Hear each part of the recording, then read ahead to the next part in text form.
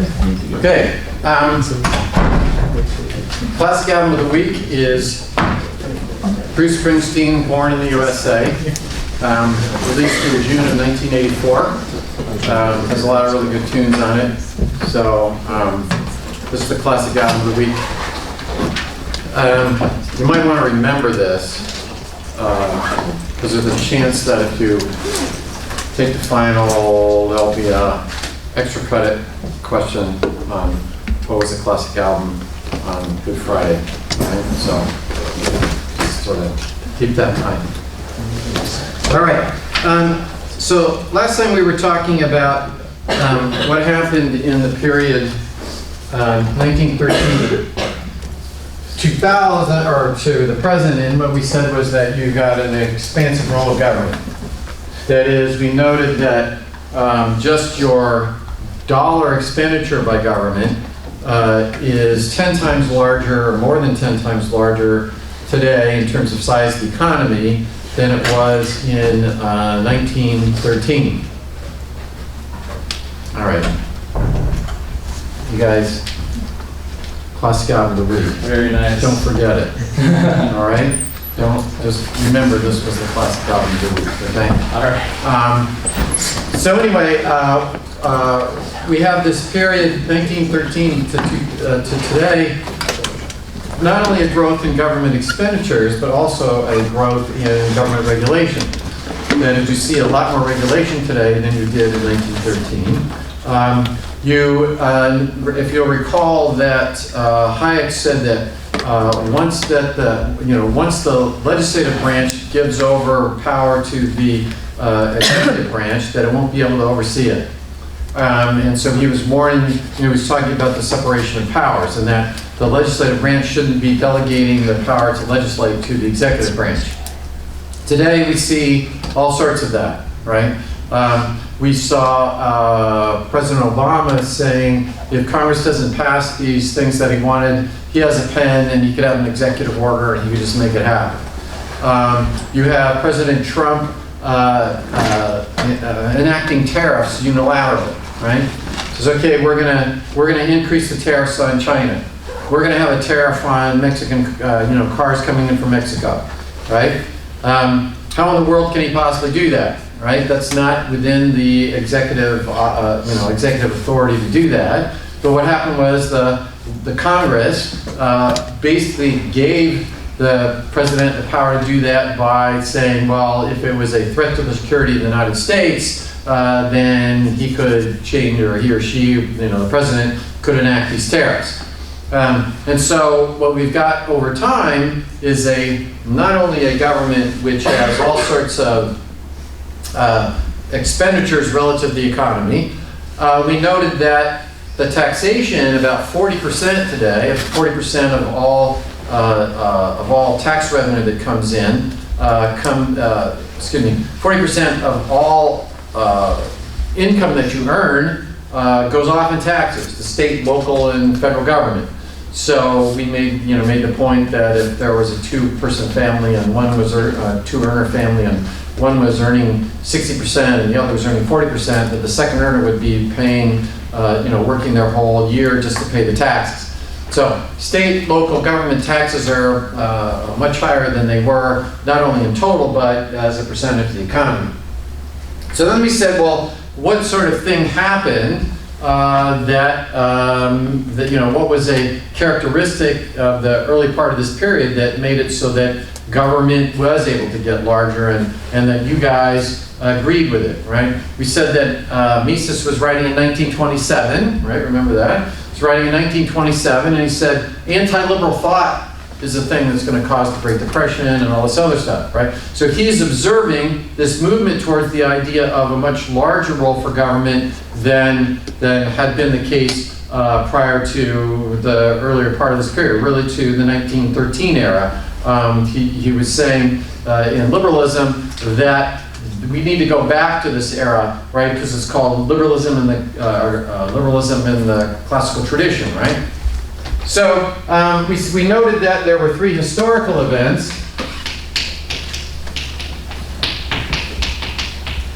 that changed people's attitudes about the role of government. what the size of government should be. And we noted that World War I, we said, oh no, the United States has got to have a much larger army than we thought before, because we're going to have to go and help defend Western Europe and other parts of the world. Second was the Great Depression. And as I noted last time, I think in the Econ 105 folder, there's a imprimis lecture by John Wilson, former history professor here, where he has a nice long discussion about how World War II is the next one. Okay, thinking here. Don't be ahead of myself. Okay, pause that other thing. The Great Depression was the idea that the economy is unstable, right? And we said that so you have an unstable economy, and so government is there to stabilize it, right? So you have an unstable economy, government is there to stabilize it. Sort of disappointed in my board handwriting right there, but you know, I'll keep working on it. Okay. So anyway, this led to this whole idea of Hayek versus Keynes.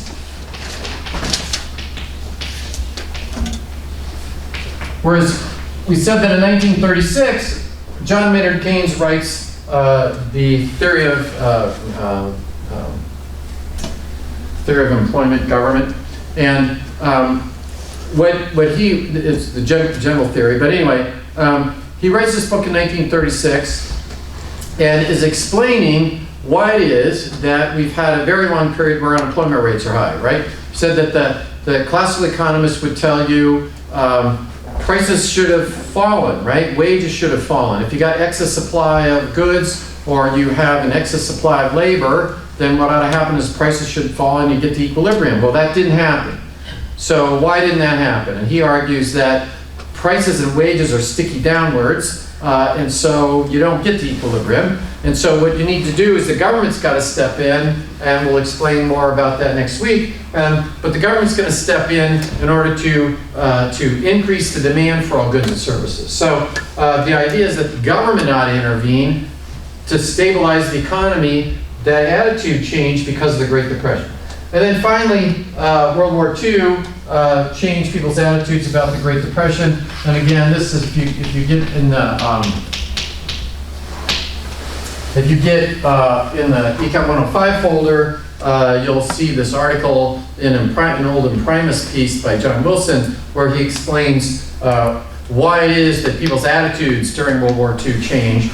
And he argues that there was a sort of a dampening of this attitude about the New Deal, that there was as we ended the 1930s, the attitudes had sort of changed back a little bit to we're going to put a little bit of constraint on your federal government. And then he argued that constraint sort of fell apart because of World War II. You had the idea, well, should we take over the banks in order to make sure that make sure that we have the financing in order to have the war? Should we take over the rail companies in order to make sure that that works? Yeah.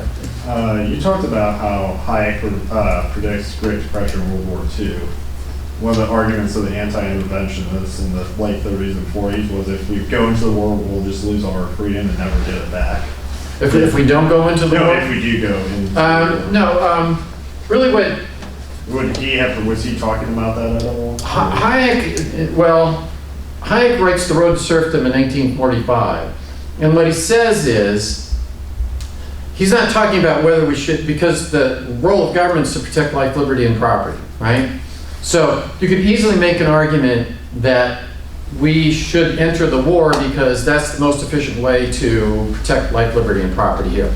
That if we don't enter the war, then at some point Germany will take over, and then they'll invade us or whatever. What Hayek wrote in The Road to Serfdom during that period was that we are allied with the Soviets, right? So we're allied with the Central Planned States, and that there's not much difference between the fascists and the socialists. We're allied against the fascists, but they're all centrally planned states, and that what's going to happen is after the war, things ain't going to work out so well. And he warns about the United States becoming more and more centrally planned, which leads him to write the Constitution of Liberty in 1960, and then Law, Legislation, and Liberty in the 1970s. So it's not so much that he would argue that we shouldn't be involved in World War II, because you might make that argument based on a protection of life, liberty, and property issue. Just as Bastiat wouldn't be against all taxes, because you got to have some taxes in order to fund the police and everything else. What happened here, though, that John Wilson is talking about is your individual's attitudes about how big government ought to be changed. It didn't sort of change in the sense that there had been the Great Depression had moved people towards that attitude, but towards the end of that period, the attitude was moving away from that. But that once World War II happened, the attitude that your government ought to be doing all sorts of stuff rekindled. And so anyway, it's probably useful just to take a quick look at John Wilson's piece in the Primus piece. All right, so then there were three institutional factors.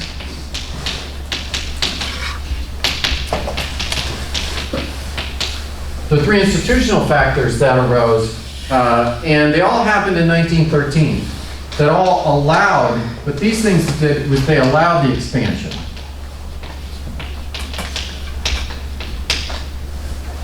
These three changed people's attitudes about what the role of government is, but even if the role of government had changed in terms of your attitudes, there were still constraints on it.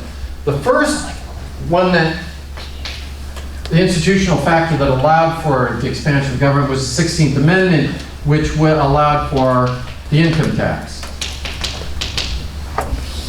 Prior to the 16th Amendment, you couldn't levy a tax which was called a direct tax, which took more from per capita from one state than the other. So an income tax would clearly do that in the sense that if you levied an income tax per capita, people in Connecticut would be paying more than people in West Virginia. So therefore it would not be constitutional. There was an income tax that was levied during the Civil War, but it was ended prior to a constitutional challenge. There was a constitutional challenge to it, but before the thing was able to go through the courts, they repealed the income tax, and that was it. Then, in the last part of the 1800s, early part of the 1900s, there was an attempt to levy the income tax, and the courts ruled it unconstitutional. So the response then was to have an amendment to the Constitution that specifically allowed for the income tax, and that's what happened. And it was ratified, right? It was ratified in 1913. Now, if that had not happened, then you wouldn't have the income tax, you wouldn't have the corporate income tax, you wouldn't have the Social Security tax, you wouldn't have the Medicare tax. Those revenues, primarily the main sources are the income tax and the Social Security and Medicare taxes, what we call payroll taxes. Those drive about 85% of the revenue of your federal government. So if you didn't have those, your federal government would have to be a lot smaller. If you tried to fund Social Security by tariffs, right, or Medicare by tariffs, it just wouldn't work. So the absence of the ability to tax income put a constraint on the size of your federal government. We noted that expenditures by your federal government were 2% of the economy in 1913, and they're over 20% of the economy today. That would be impossible without the 16th Amendment. Second institutional factor that happened was the 17th Amendment.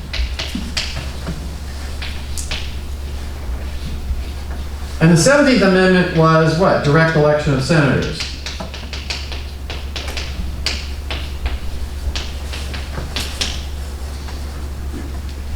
Again, if you read the Federalist Papers, what is, Madison says you don't have to worry about an expansive federal government because the states will be jealous of the federal government's powers. Well, the states may well be jealous today. There's not much they can do about it. Whereas, again, reading the Federalist Papers, what's supposed to happen? The Senate is supposed to be the hockey goalie, right? They recognize that the House, which is directly elected, you're going to have all sorts of stuff going on, and that the Senate is there in order to basically block stuff that's coming from the House. That's the general idea. The Senate is supposed to be a deliberative body, and it's supposed to know what the hell it's doing, and it's supposed to block stuff. And notice that if you elect the Senate by the state legislature, then the states, then you take a look at the 10th Amendment, right? And it would say that the federal government only has these enumerated powers, and all the rest of the powers are retained by the states or the people, and this is prohibited by the Constitution of the states. It's retained by the states and the people. So if you're Speaker of the House in Michigan, right, you're going to go, hey, we're the ones that have the power, not the federal government. We're the major leagues here, and the minor leagues is the federal government. They're just there to make an army, basically. Well, then what happens if you were a U.S. senator and you were Debbie Stabenow and you decided you were going to have all this power going off to the federal government to tell you what kind of car you can drive and whether you can have trans fats in your foods and whether they can use steroids in Major League Baseball and all this other stuff, right? You'd be going, wait a minute, Debbie. We're the ones that are the major leagues. You're just supposed to be being there keeping the federal government in check. Okay? So guess what we're going to do? We're not going to re-elect you. Today, it doesn't work that way, right? Because with the 17th Amendment, what do? We made it so that rationally ignorant individuals go out and elect United States senators. And you don't have a clue that they're not supposed to be doing all sorts of stuff, right? Because if I'm running for Senate, what am I going to say? If I'm Debbie Stabenow running for re-election, I'm going to say, oh, this is all the cool things that I did. Look how effective a United States senator you have. I was able to pass this bill and this bill and this bill, and you guys are going, oh yeah, she must be doing a great job. She's getting all this stuff done, right? Well, the point is, she's not supposed to be getting any stuff done. She's supposed to be keeping stuff from getting done, right? The powers of the, if it's not in Article 1, Section 8, shouldn't be talking about what's happening in higher education or whether we should have free tuition for everybody, right? So when we got rid of the election of the United States Senate by the state legislators, what happened was you expanded the ability of the federal government to get larger because that constraint that was there no longer exists there. There's occasionally you'll see articles where people are asking for a repeal of the 17th Amendment. The problem is probably 90% of people in the United States that are voting age don't even know what the 17th Amendment is. But nonetheless, if you were to, some people have to try to win the battle ideas are talking about that. And then the third thing is, and we'll talk more about this next week, is the Federal Reserve. It also happened in 1913. And what this did was this allowed the government to affect interest rates and really the stability of the economy. And we'll talk more about next week about whether the Federal Reserve's actions actually work to stabilize the economy or do they make things worse. If you're in the Austrian business cycle, actually I have a chapter in Capitalist Manifesto about the Austrian business cycle. You would argue that it's the Federal Reserve that's out there causing the cycles, right? And that, and we're going to talk more about Hayek versus Keynes, and that the Federal Reserve is the one that's causing the cycles, and the economy would be going by itself, relatively stably, it'd be a relatively stable economy over time. But what happens is the Federal Reserve comes in there and the central bank comes there and causes these ups and downs. And we'll talk more about that next week. But there's a rap video that you might want to take a look at called Hayek versus Keynes. That is actually an excellent discussion in 4 minutes of this idea of Hayek versus Keynes, the Austrians versus the Keynesians in terms of what to do about the macroeconomy. But anyway, the Federal Reserve is now able to affect the size of government and what the price of loanable funds is and everything else, and that was not possible prior to 1913. Between 1825, when Andrew Jackson vetoed the Second Bank of the United States, till then you didn't have a central bank. I actually, when you go to my office, I printed off a PDF from a picture that I took with my magic phone that takes pictures, of a banknote that is in County National Bank, and it is a banknote that was issued by County National Bank during the period where you didn't have central banks. And so individual banks are the ones that issued notes. There's a guy named Larry White that's at George Mason University, and he's spoken here a couple times. I believe Professor Kongrasic might have been on Professor Kongrasic's dissertation committee. But anyway, he is sort of one of the experts in this era of what's called free banking, where you didn't have a central bank. And he looked at Scotland in particular, but Larry White's published a lot on whether we should have a central bank or not. If you recall, Ron Paul ran for president. He was Rand Paul's father. He was a congressman. But anyway, one of his big things was to get rid of the Federal Reserve, arguing that it basically is something that allows the government to interfere in the economy, and it causes unintended consequences, etc. Yeah. So it was kind of the Federal Reserve issue in the Depression, because in public school they would teach us that, like, obviously the free market caused the Great Depression. Right. But with the introduction of the First World War, the government kind of seized control of the economy, and we kept that, I guess. Yeah. Was that more of an onslaught? The Depression? In fact, it's interesting. If you Bert Folsom's book New Deal, Raw Deal, and Amity Shlaes got a book called The Forgotten Man. They both talk about how it was the Depression was lengthened by what happened with the New Deal, etc. And how do we get it in the first place?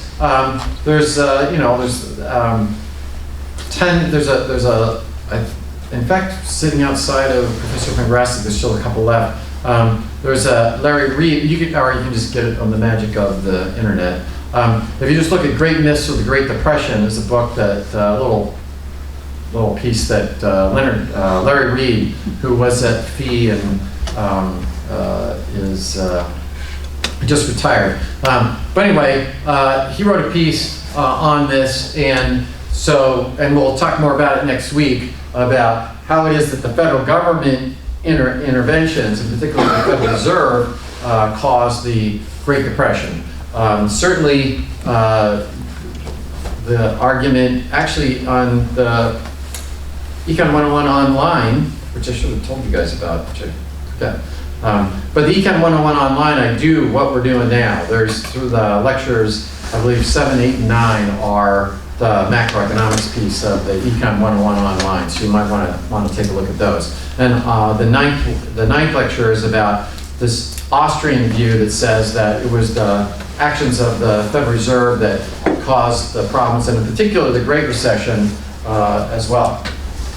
All right, so, actually I have a copy of the original income tax. This is the Federal Reserve, this is the federal income tax, the first one in 1913.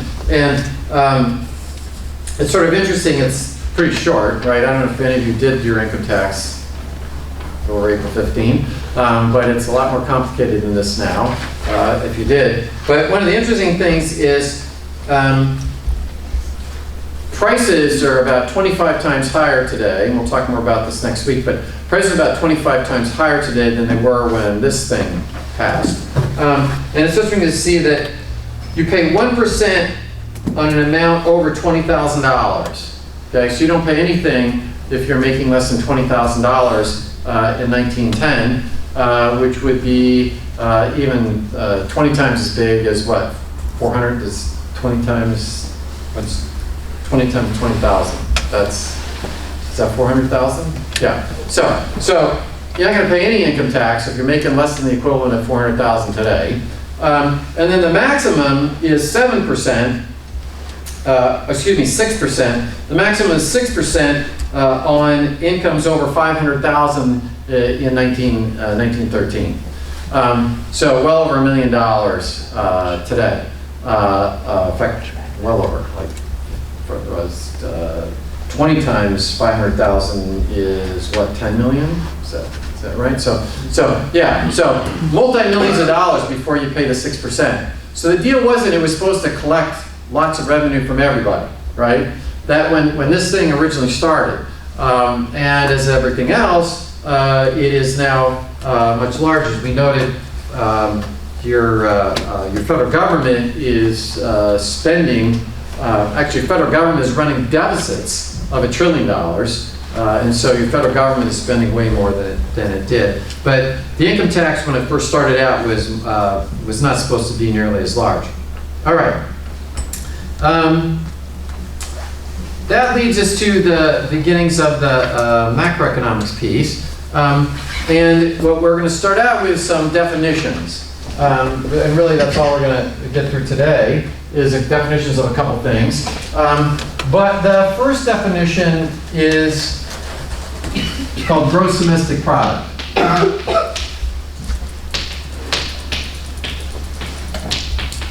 Or GDP. And the deal with gross domestic product is prior to, as we said, prior to Keynes, you didn't look at the economy as a whole. All the stuff that we did in the first few weeks, we said, okay, here's the demand for automobiles. We do something that changes the technology of producing automobiles and it shifts the marginal cost and therefore it changes the supply curve and prices change, right? Or we do something to change the demand, people's incomes go up or whatever, and we shift the demand for automobiles and prices change, right? So we're looking at individual components. Once Keynes gets here, we look at the economy as a whole, because that's Keynes' argument, is that in the economy as a whole, you can have unemployment rates which are sustained over time, which is really saying there's an excess supply of labor in general, and there's an excess supply of goods in general, and so the government ought to be intervening in this thing. So it isn't until we get to Keynes that we even think about trying to measure the economy as a whole. Simon Kuznets ends up winning the Nobel Prize for developing a way of measuring the size of the economy as a whole. We have argued, for example, that the economy has grown substantially over time, right? And that today we have a lot more stuff being produced than we did during the feudal period. That we have a lot more stuff being produced than we did during the period 1450 to 1750. That once we started at market capitalism, production rose substantially. But how do you measure that, right? So you could also sort of think of this as a mechanism to try to measure, okay, how big is the economy? What does the standard of living look like? You will listen to the news and they'll come on, Lester Holt will come on and say, the economy grew last quarter at 1.5%. And then you might say, well, gee, Lester, what the hell does that mean? Right? What does it mean to say the economy grew at 1.5%? Right? How in the world did you measure the economy? Right? And Lester's probably not able to tell you. Lester's probably going to, well, this is that what the news came out. You know, the Bureau of Economic Analysis said that the economy grew at 1.5%, right? Or it might know that this is GDP, right? GDP grew at 1.5%, but what is the definition of gross domestic product, Lester? Probably 90% of the people that are watching that newscast don't know what the definition of gross domestic product is. They don't know that that's what GDP stands for, and they probably can't tell you how in the world it gets measured. But you'll be able to. All right, so the Bureau of Economic Analysis, the BEA, you get on their website, bea.gov, and we'll come back more to that next week. But that, if you get on their website and you go to data, and you go to GDP, the Bureau of Economic Analysis is the institution that develops all these numbers. They're the ones that come up with what the GDP is last quarter. GDP is measured quarterly. Again, we'll talk more about that next week. But GDP is measured on a quarterly basis. And so when they say that the economy grew at 1.5%, what they're really saying is this number that gets calculated grew by 1.5%.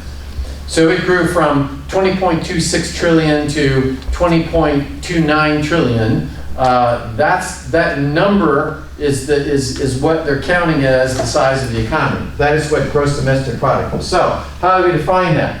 GDP is the value of all final goods and services.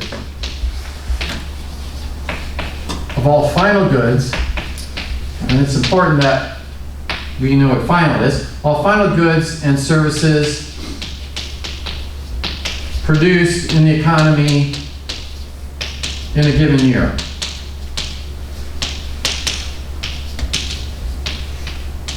Okay? So it's the value of all final goods and services produced in the economy in a given year. So, what is a final good? Right? A final good is a good that is consumed or is used to produce another good or service. If you buy a package of hot dogs at Kroger's, okay, that's the final good. If you build a robot, that's a final good. And we'll talk next week, we'll talk more about the division of investment goods and government goods and net exports, etc., and consumption goods. But bottom line is, did you guys actually consume that thing, or is it something like a factory, or is it something like a robot that's used to make another good? That's a final good. You don't count intermediate goods.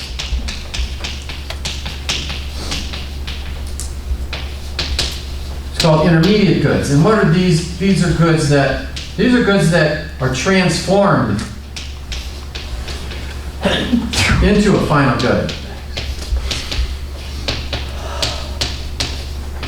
Okay? And so why don't you count those? Because suppose that what we were trying to add up all the goods services that got produced this year,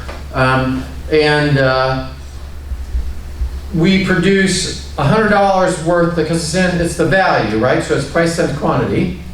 Suppose that we produce $100 worth of oil, and then that oil gets refined into $150 worth of gasoline. Well, at the end of the year, you don't have the oil and the gasoline, right? You only have the gasoline.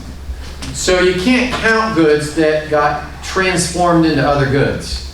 And so that's sort of the point here, is so that we're not double counting. We're not saying, yeah, well, we produced the plastic, but then we produced the plastic water bottle, and at the end, all you got is the plastic water bottle. You don't have the plastic and the water bottle.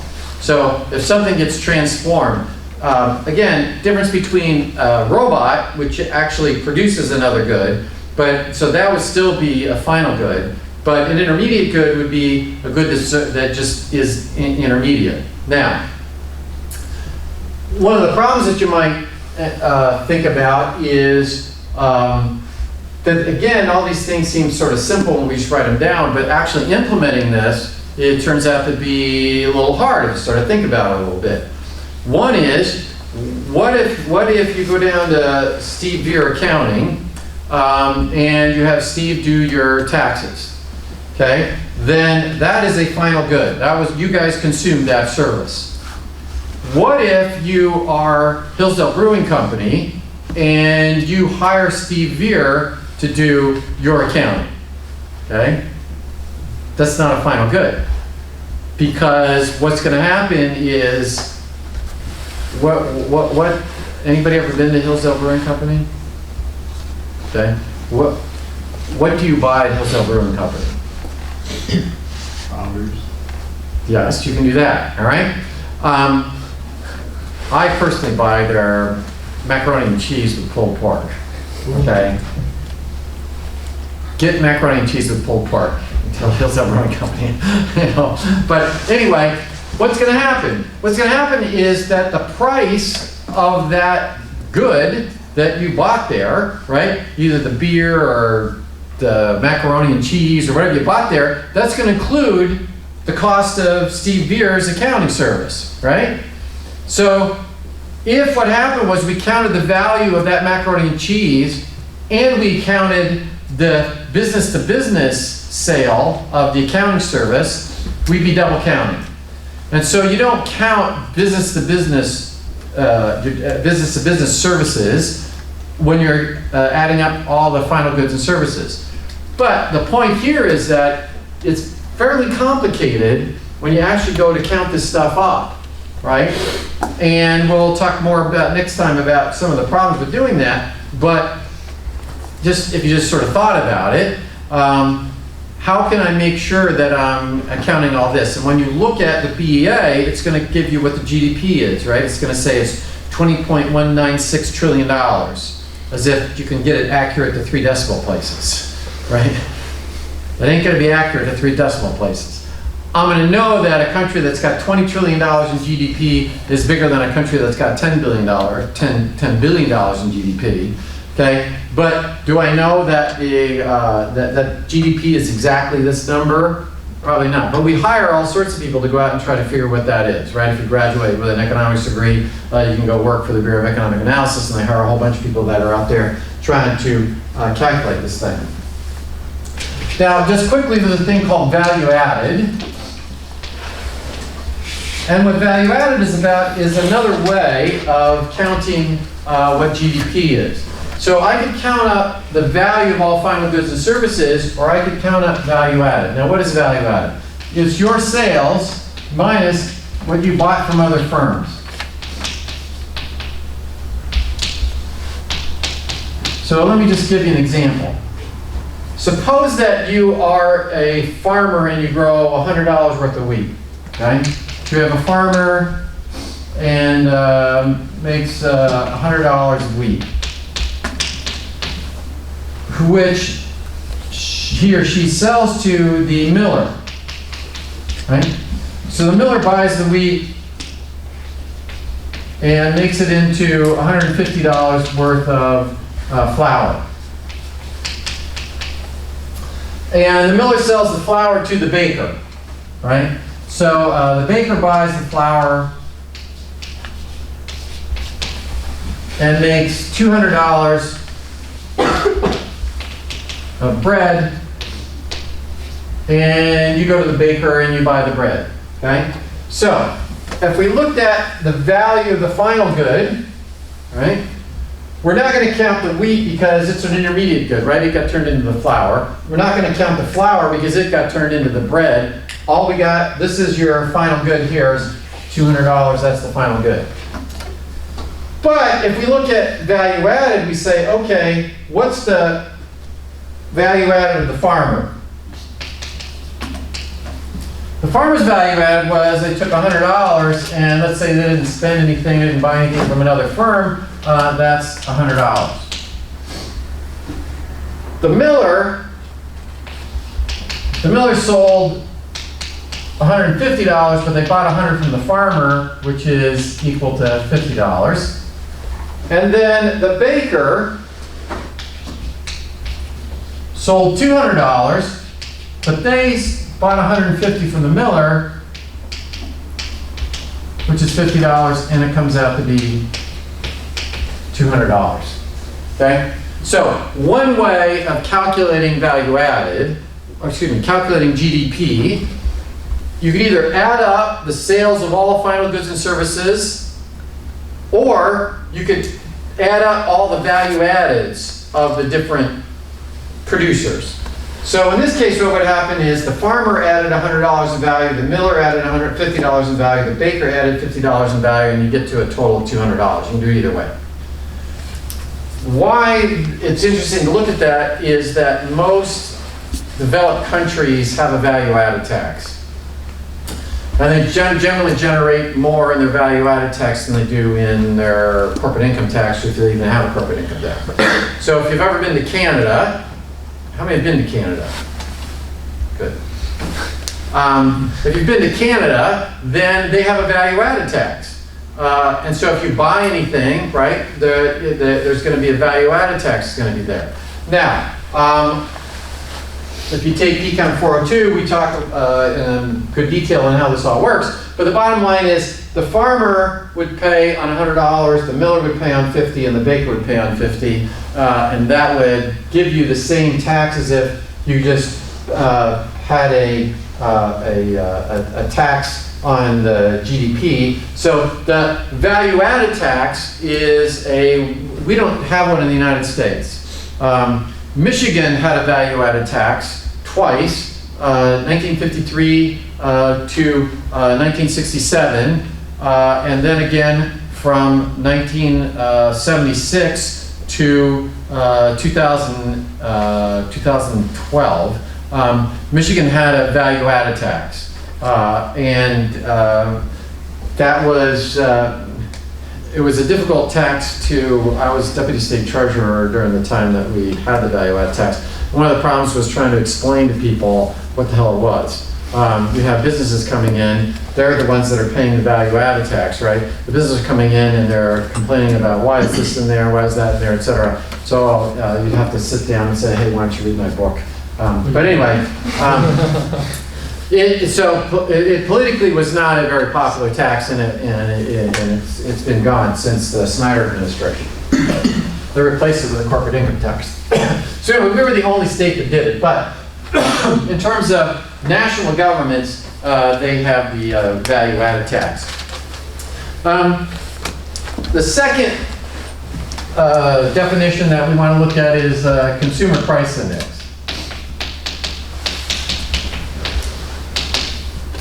And the consumer price index, here's the deal. I got to somehow measure, if GDP is getting measured in the dollar value of all final goods and services, right, if it's going to be on the value, what happens if I'm trying to use it to measure the amount of stuff that's produced in the economy, okay?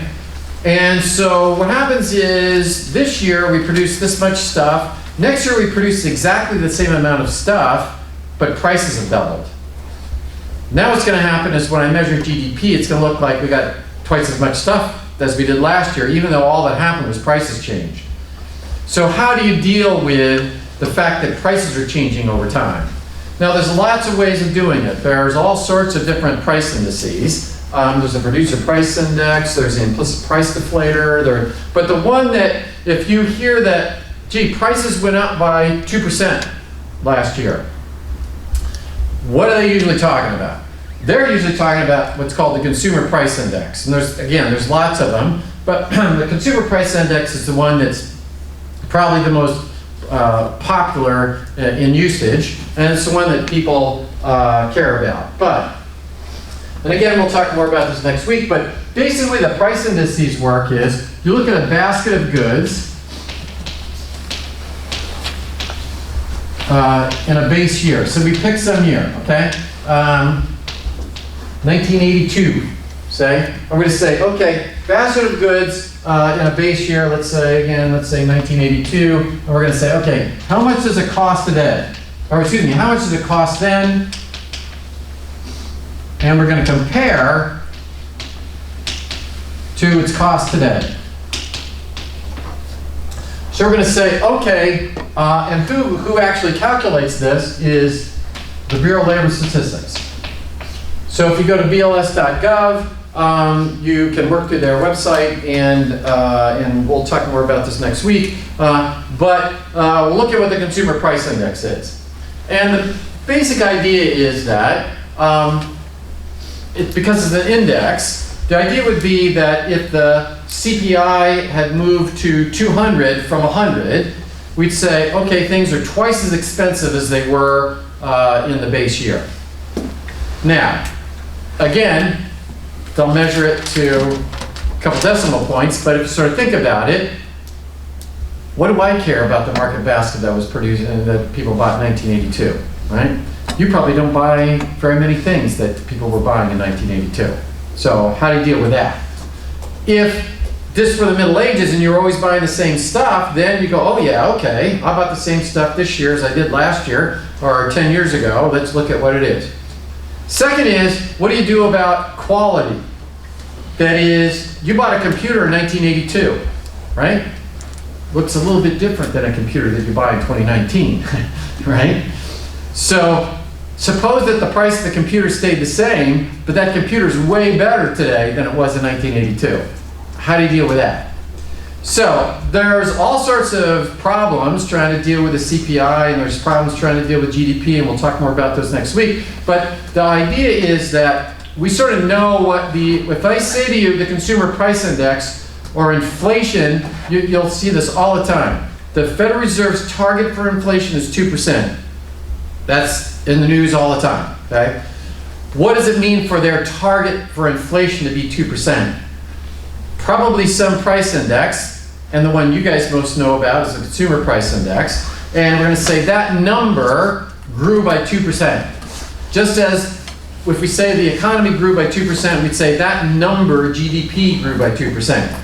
And there's all sorts of problems trying to figure out what these things actually are, but there's a demand for it. People want to know. So guess what? We're going to supply it. Anybody that's an econ major, you might one day be supplying what CPI is, right? You might be working for the Bureau of Labor Statistics, trying to figure out, okay, here's how we're going to alter this price index, here's how we're account for quality changes, here's how we're going to account for this, that, and the other thing. All right, so for next week, we will work our way through until the end of the semester. We'll work our way through the macroeconomics piece.